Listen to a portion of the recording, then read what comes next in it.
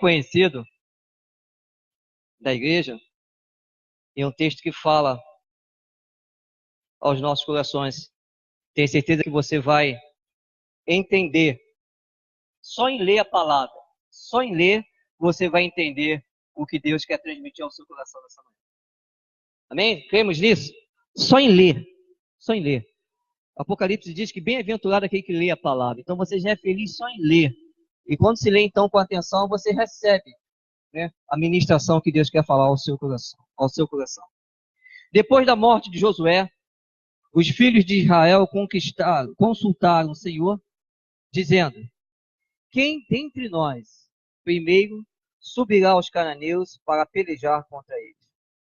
Respondeu o Senhor: Judá subirá, eis que nas suas mãos entregarei a terra.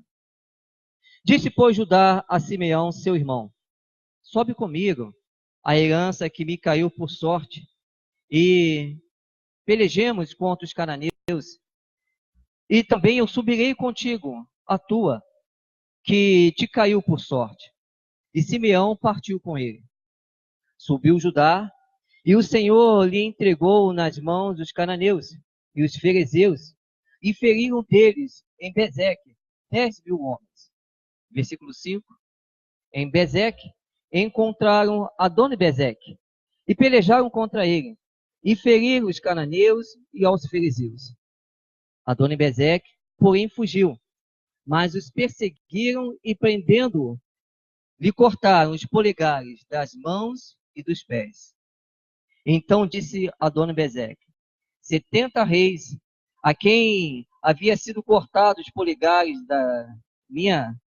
das mãos e dos pés, apanhavam migalhas debaixo da minha mesa. Assim como eu fiz, assim Deus me pagou. E o levaram a Jerusalém e morreu ali. Amém? A igreja pode sentar. Nesta manhã, algumas recomendações, alguns pontos o Senhor quer transmitir para a igreja presente. Se atentamente você ler o primeiro capítulo de Josué e o primeiro capítulo de Juízes, eles têm a mesma entonação e têm a mesma finalidade, e têm o mesmo objetivo. Alguém tem que continuar a obra. Alguém tem que continuar a obra. Não é porque um está num lugar e outro está no outro que eu não vou vir para a casa do Pai. Alguém tem que continuar a obra. Capítulo de Josué, primeiro capítulo, ele diz, o meu servo Moisés é morto. Josué, continue a peleja. Mas, eu sou fraco, eu não tenho coragem, eu estou com medo, eu não sei como fazer. O Senhor é contigo. Eu sou contigo. E o Senhor fala isso 3 vezes para ele. Aqui no capítulo de Juízes, a mesma coisa. Josué fez a obra que Deus tinha determinado para ele. E no final ele diz, eu e a minha casa serviremos ao Senhor, dizendo, olha, eu cumpri e agora que eu estou indo, mas eu estou indo com a minha casa vai permanecer firme nas mãos do Senhor. Ele então cumpre. Isso, apesar de ter... Mas ele cumpriu o que Deus tinha determinado para ele. E agora aqui estão as tribos. A tribo de Judá está agora com a sorte, juntamente com Simeão, de continuar essa peleja. E eles então consultam o Senhor. Quem é que vai continuar agora, Senhor? Quem é que vai dar conta? Os inimigos permanecem. Os inimigos permanecem. Vencemos os inimigos da semana passada. Mas eu tenho certeza que a partir de amanhã, alguns já são conhecidos, mas outros vão aparecer pela frente. E precisamos dar continuidade a essa batalha. A primeira questão, então, é que o Senhor avisa, esteja preparado. Esteja preparado, que pode ser você, no meio do arraial, a ser escolhido, a ter a sorte para levar adiante o projeto de Deus. E eu tenho visto que a igreja não está se preparando para isso. Nós temos confiado em A, em B, em C, em D, e nós mesmos não estamos preparados. Se caso o Senhor indicar, é você que vai levar a arca, é você que vai conduzir o povo, é você que vai levar adiante a minha promessa, o meu testemunho àquele povo inimigo. A consulta aqui foi feita e eu comecei a pensar, justamente consultamos porque certamente o Senhor vai escolher fulano porque é mais capacitado, vai escolher Beltrano porque ele já é líder. O Senhor vai chamar justamente aquele que ele quer chamar. Seja certo, seja torto, seja fraco, seja tímido, não sei, ele vai chamar. Se você começar a ver a história do povo de Deus, você vai perceber isso. Ele vai sempre chamar aquele que você jamais chamaria. Quem é que chamaria o ruivo, o menor, o mais fraco, aquele que está conduzindo ovelhas para dirigir o exército do Deus vivo? Quem é que ia chamar aquele medroso que está lá fora do lugar, pedindo sinais para conduzir o povo?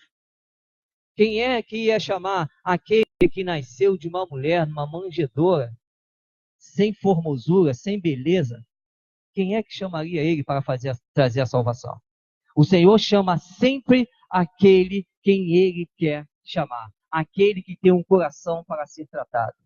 Se você tem um coração tratável, o Senhor vai te chamar para fazer a obra dele. Ele não chama ninguém que já esteja com o coração pronto.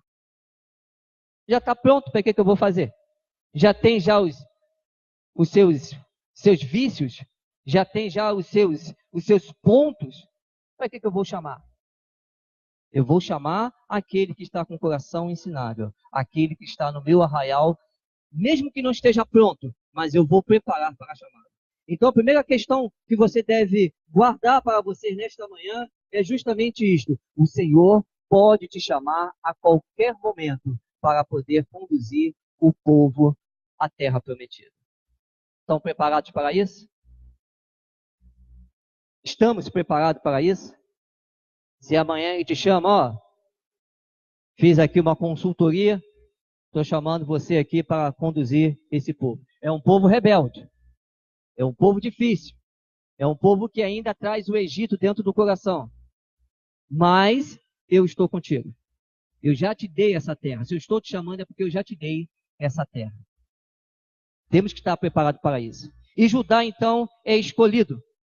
E o que me chama mais atenção aqui, você vai lendo o texto e as coisas vão te chamando a atenção, você vai crescendo, vai ficando até sem ar quando começa a ler, é porque tem uma outra situação no capítulo 2, né, que o Senhor fala com ele, já está em suas mãos. Já está. Pode ir. Se você aceitou de coração, reconhecendo as suas dificuldades, reconhecendo o quanto você depende de mim, já está em suas mãos. E ele chama o seu irmão. É uma outra coisa que nós temos visto hoje aqui, as batalhas travadas contra o mesmo inimigo por diversas pessoas. Vou explicar. Se o inimigo aparecer hoje aqui no município de Araruama, como ele já tem se levantado, vai ser muito difícil um irmão chamar o outro para a batalha. Vai ser muito difícil, porque cada um quer resolver da sua forma, do seu jeito. Eu estou falando tanto do nível particular, das pessoas mesmo, em estarem aceitando a luta do outro, lutando a luta do outro, dentro dos limites, dentro das possibilidades, como estou falando também das igrejas aqui, porque aqui no texto, as tribos, aqui são tribos, são igrejas representadas. Simeão poderia muito bem falar, Senhor te chamou, filho. Até por raivinha, né? Até por raiva. O Senhor chamou você, vai você. Ele já não te entregou em suas mãos? Ele não falou isso com você? Então vai sozinho, vai lá, resolve com ele. Se ele me chamasse, se ele tivesse dito alguma coisa a mim, até iria, mas ele não falou nada comigo, falou com você, então não vou não. Vai lá, leva teu ministério lá e resolve lá com o inimigo lá. Mas aqui não houve isto. Houve a sinceridade e houve o compromisso. Sobe comigo, porque quando você precisar, eu vou subir com você também. Sobe comigo hoje. Vamos vencer, porque quando você precisar, eu estarei também com você. Quando chegar a sua sorte, eu subirei.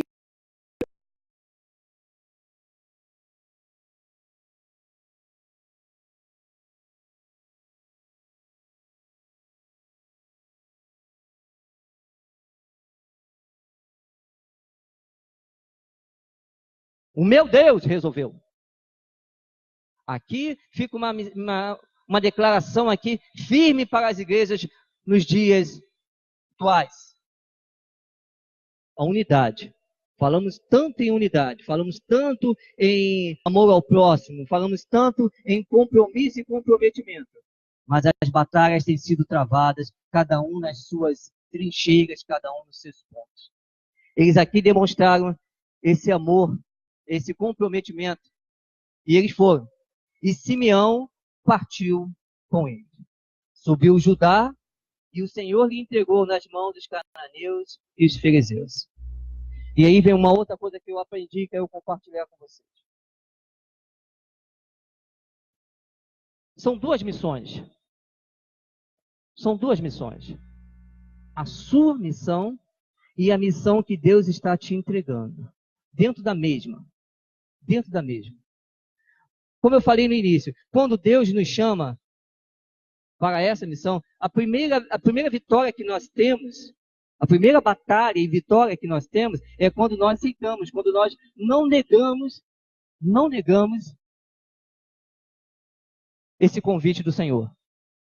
Nós até reclamamos, Senhor, eu sou fraco, não quero, não posso, não sei. Mas quando nós vencemos isto, já é a nossa primeira batalha.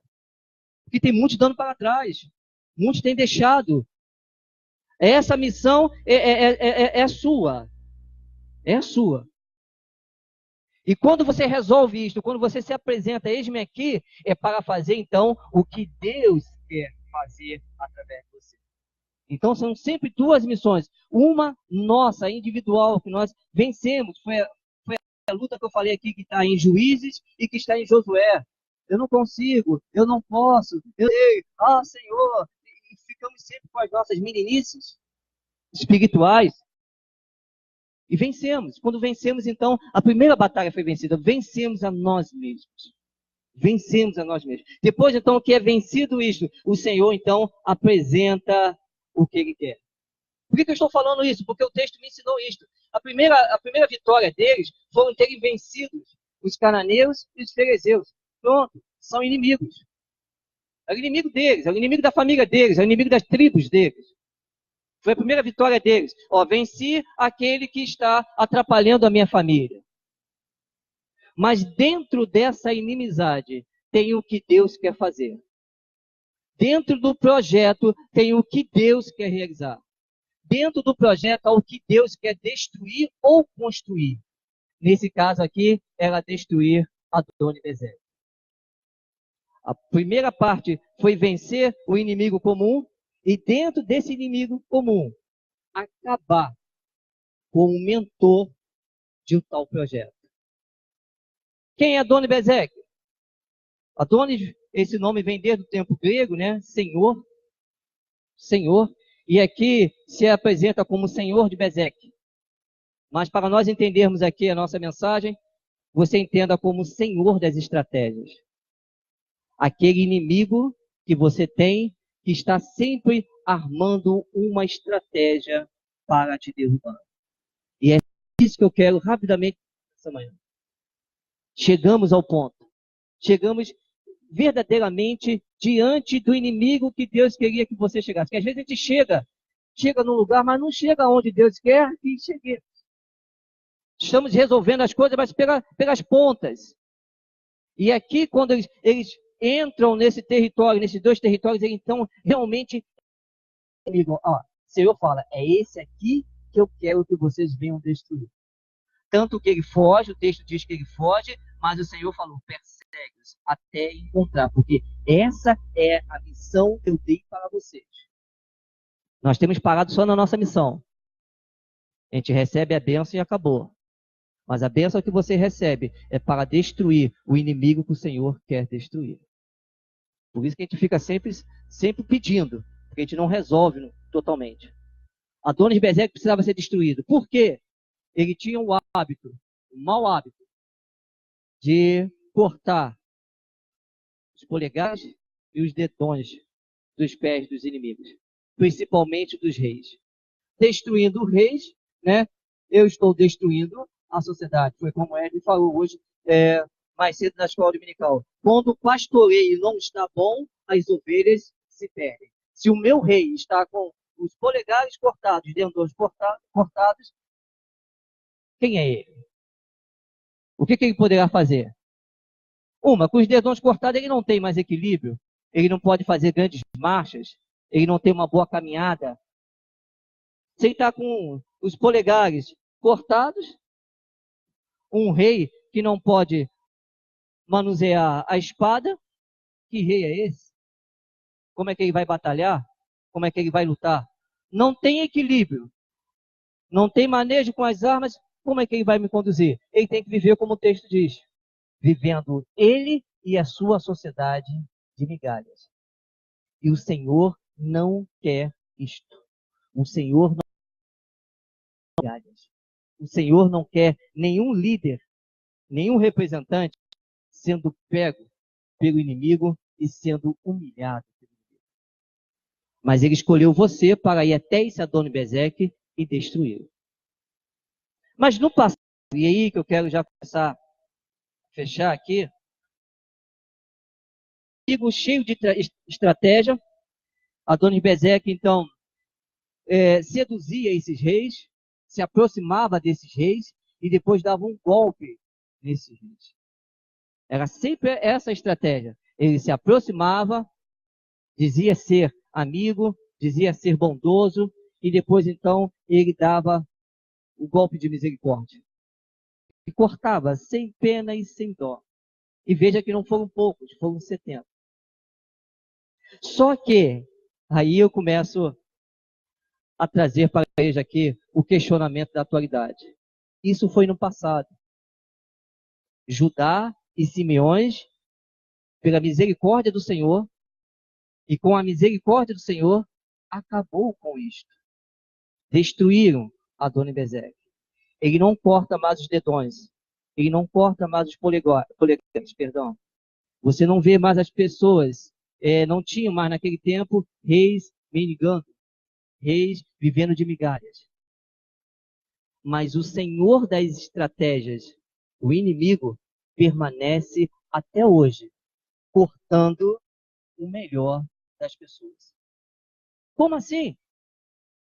Todo mundo aqui já viu pessoas mendigando, tanto no físico como no espiritual. Eu tenho certeza que você já viu pessoas desequilibradas, tanto no físico como no espiritual. Pessoas aí pedintes, tanto no físico como no espiritual. O que aconteceu? Aconteceu que esse Senhor das estratégias, ele não mudou o plano, ele só mudou a estratégia. Hoje ele não corta mais o polegar. Hoje ele não corta mais o seu dedo. Não corta mais o seu dedão. Mas ele corta os seus sentimentos. Ele corta a sua fé. Ele corta o seu louvor. Ele corta a sua adoração. Ele se aproxima, ele chega, encontra uma estratégia, encontra uma forma, encontra um meio e vai te cortando. E o que é pior?